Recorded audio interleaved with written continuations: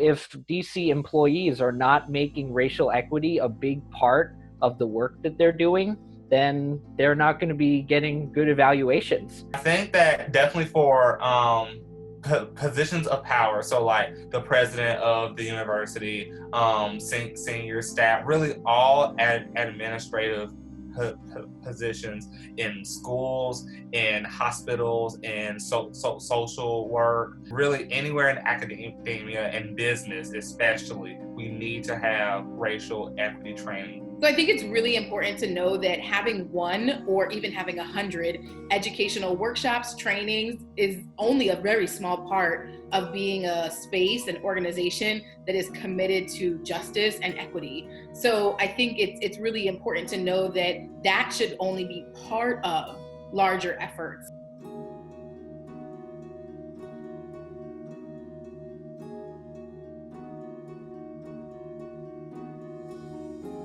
What the REACH Act is, there are a lot of different pieces, but it creates an Office of Racial Equity in the mayor's office to make that a priority in her work. It further funds and staffs the racial equity training programs and makes it mandatory for all public employees in the district.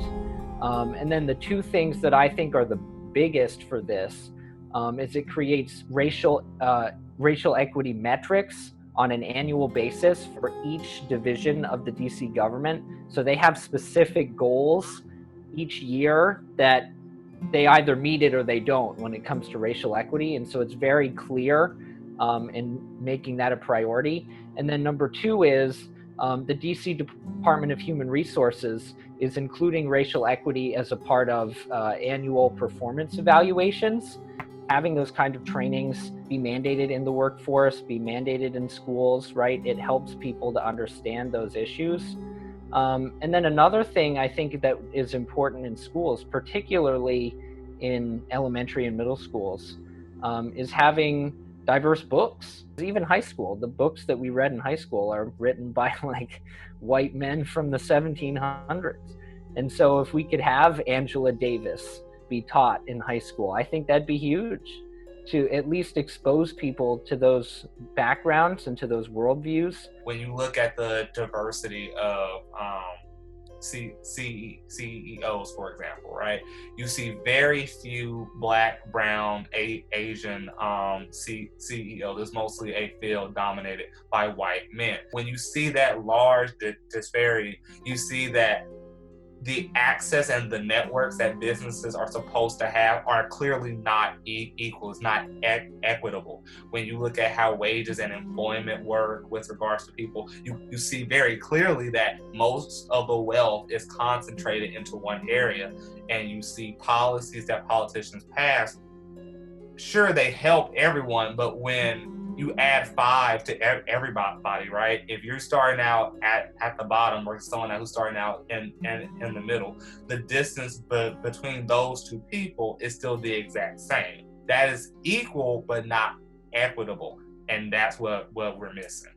So I think about the ways in which we are hiring and supporting retention. So when we think about a university or a college, how are we intentionally, strategically hiring people from diverse backgrounds who not only represent different identity groups, but also have a pedagogical approach that is inclusive? How are we doing that? How are we thinking about folks who have research interests that are actually about empowering and creating space for historically marginalized communities to have their voices amplified? So when I think about hiring, I feel like that's an intentional effort that can be done well if we really are committed to creating a diverse environment.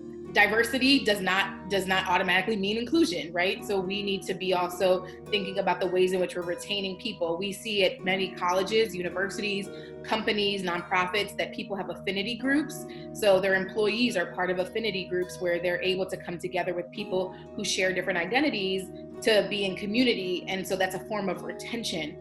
So I think a lot about recruitment, retention at our faculty, student, staff levels.